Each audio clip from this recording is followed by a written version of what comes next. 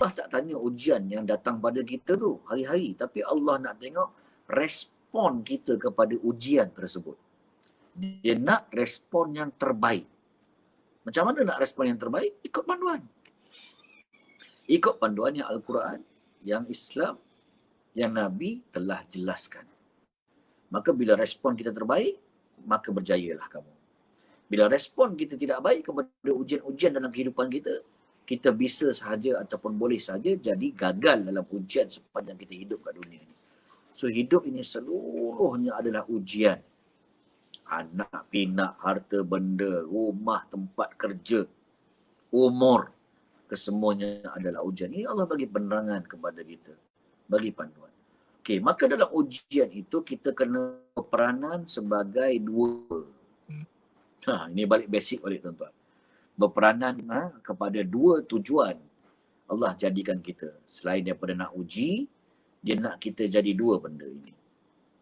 Tak ada agama lain terangkan seperti mana Islam terangkan, tuan-tuan. Yang pertama, wa ma khalaqtul jinna wal ins illa liya'budun. Tidak aku jadikan jin dan manusia, Allah kata, melainkan untuk mengabdikan diri kepada aku. Menyembah akan aku, beribadah kepada aku. Semua tafsiran-tafsiran tu boleh masuk sekali. Sebab apa? Sebab tuan-tuan kita ni mengantuk pun tak boleh tahan.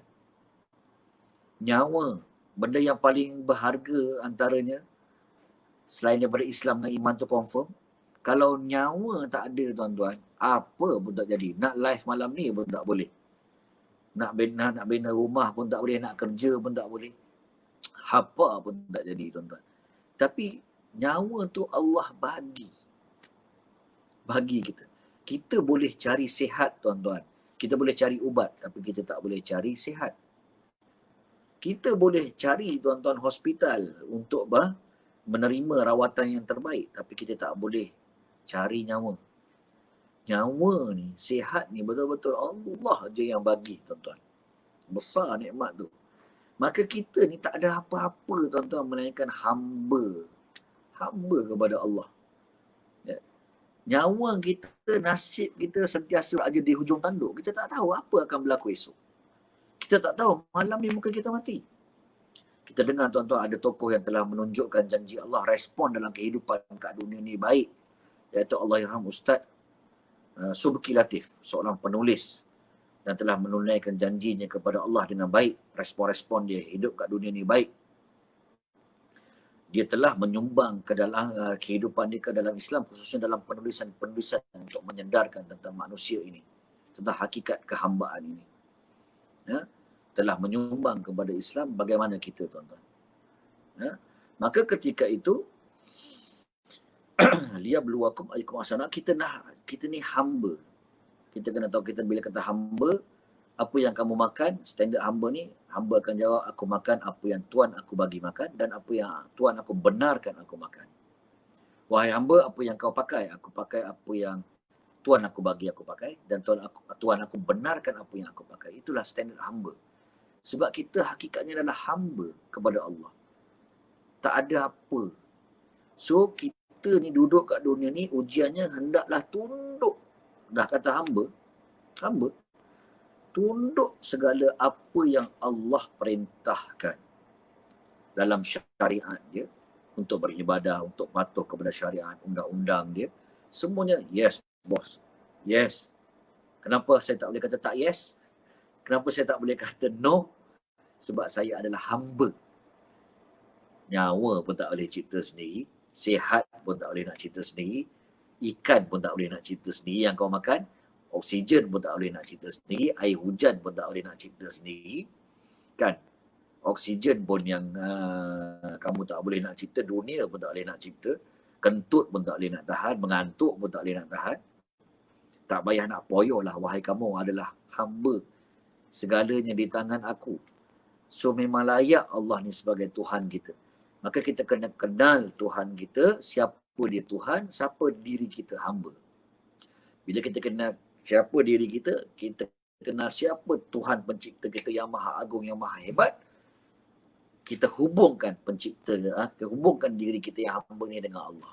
Itu tujuan hidup yang pertama. Barulah kita sanggup tunduk. Allah kata, Amalkan syariat Allah. Okey. Buat kepada orang yang mabuk hukuman sedemikian rupa kisos. Baik. Puasa 30 hari macam ni. Macam ni. Aurat tutup. Okey. Tak payah nak protes lah. Ada benda yang kita nampak reason dia sangat logik dan bagus untuk kebaikan manusia. Ada juga yang beberapa perkara yang kita hanya sami'na wa ata'na. Kami dengar dan kami taat. Ya, kami dengar dan kami taat sebab kita ini adalah status hamba.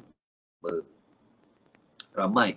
Sebab bila hari ini ramai yang berlagak tuan dan berlagak Tuhan, banyak benda dan diprotes apa yang berada kat dalam Al-Quran. Dia rasa Quran tak relevan, Islam ni kuno, maka dia rasa dia lebih pandai. Dia rasa otak dia ni bebas, liberal, power, akhirnya sebenarnya makan diri. Disaster, rosak. Itu sebab Barat sekarang ini antaranya walaupun kita rasa mereka maju, teknologinya, pemikirannya, tetapi mereka ini, kata para ulama, tak ubah seperti mana bangkai yang tak bernyawa. Ya, dia bangkai yang bernyawa lah, bangkai yang bernyawa. Dah tak ada apa dah yang mereka, dah tak ada apa yang mereka dapat manfaat. Bangkai dah ibaratnya. Tapi masih ada nyawa lagi, mujur manusia. Sebab mereka ni sangat rosak dalam sistem ketamadunan manusia. Sebab hilang Tuhan. Sebab hilang Tuhan. Kita tengok Jepun maju pun okey. Bersih, hormat orang. Kan? Apa lagi? Punctual waktu, teknologi maju. Tapi Jepun top 3 bunuh diri paling tinggi kat dunia. Sebab mereka hilang kepada motif yang dinamakan hari pembalasan akhirat, huta Allah. Maka kita nak bawa kepada dunia yang maju pada sekarang ini, khususnya Barat, bahawa kita ada Tuhan. Kita adalah hamba.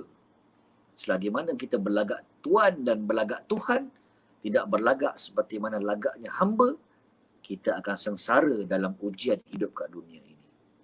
Itu sebab Barat sekarang ini, sistem kekeluargaan dia rosak, musnah, sampai sanggup memberikan anjing mereka harta warisan.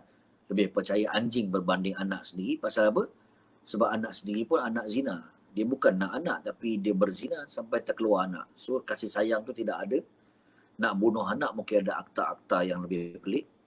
Melarang mereka untuk membunuh bayi. Akhirnya lebih percaya untuk mewariskan harta warisan kepada anjing peliharaan. Itu sistem keluargaan mereka yang dah roboh. Ya. Sistem sosial, Masya Allah. Zina merata-rata. 20 tahun lepas saya selalu kongsikan fakta ini. Dr. Yusuf Al-Qaradawi menyebut 2/3 rakyat Amerika adalah anak tidak sah taraf. 20 tahun lepas. Tuan-tuan bayangkan tahun 2020. Berapa ramaikah sistem sosial rakyat Amerika yang daripada anak zina. So anak zina ini melahirkan satu institusi keluarga yang sangat rapuh. Sampai Barat terpaksa perlu buat apa? Hari ibu, hari bapa. Sebab mereka tak faham apakah konsep ibu dan bapa. Kalau ada pun terpaksa adakan satu hari khusus untuk menghormati ibu, untuk menghormati bapa. Tetapi mereka sebenarnya runtuh institusi kekeluargaan dia, runtuh institusi sosial dia. Kita tengok bagaimana Arab sebagai contoh. Bila tak ada jiwa hamba, tak nak taat kepada apa yang Islam letakkan, apa yang Quran letakkan. Mereka adalah taik Arab. Tak boleh menyimpan keuangan, bergaduh dalam rumah tangga akibat arak, keuangan yang tidak terurus dan sosial yang membunuh, langgar. Dan mereka seolah-olah tidak ada jalan penyelesaian kepada arak dan zina ini. Sedangkan itulah yang merosakkan akal, merosakkan harta benda, merosakkan keturunan. Tetapi mereka gagal ketika mana tiada jiwa hamba kepada Allah yang telah mengaturkan dunia ini, sistem dia, tapi kita tak nak dengar. Maka ketika itu bila berlagak Tuan dan Tuhan, tidak berlagak jadi hamba, tak lulus ujian.